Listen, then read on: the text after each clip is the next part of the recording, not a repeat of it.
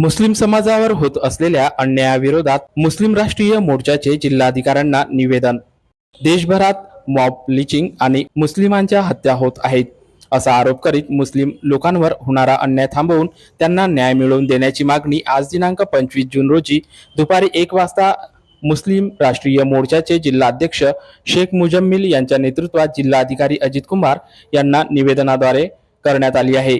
यावेळी शाहिद इक्बाल, राजीक खान, बाबाराव साखरे, योगेश जायले, मुरलीधर पखाले, शेख रहमान खान, प्रल्हाद लोखंडे, राहुल वाकोडे, राहुल इंगळे, चंदन वानखडे, प्रशिक मिश्राम, सूर्यभान उंबरकर, शब्बीर अली, जाफर खान आदि उपस्थित होते।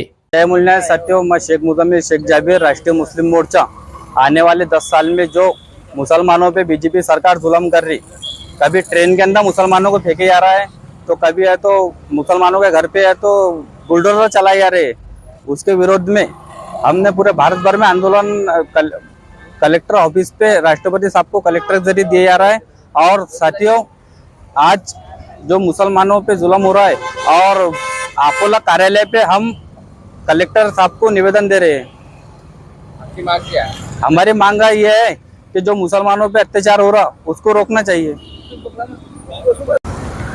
आज संपूर्ण भारतामध्ये 563 जिल्ह्यामध्ये भारत मुक्ती मोर्चा तथा राष्ट्रीय मुस्लिम मोर्चा यांच्या माध्यमातून महामहिम राष्ट्रपती महोदया यांना जिल्हाधिकारी कार्यालयामार्फत आम्ही आज अकोला येथे निवेदन देत आहोत।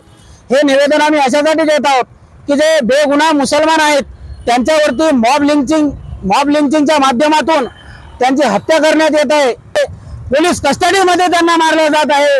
म्हणून मुस्लिम समाजासोबत न्याय झाला पाहिजे याच्यासाठी भारत मुक्ती मोर्चा मैदानात आहे।